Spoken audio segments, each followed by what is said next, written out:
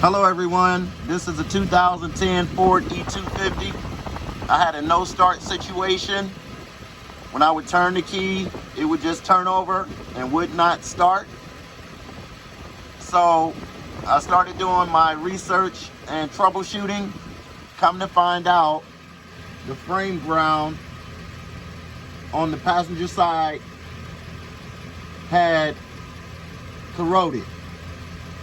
It was still intact, but it was corroded because when I touched it, it fell apart. So what I did is took a pair of old jumper cables that I had around the house, cut me off a piece, cleaned it off, drilled me a hole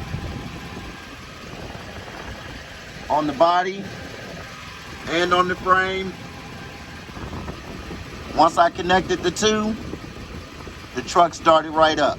So if you're having a no start situation with your E-Series van, Econoline,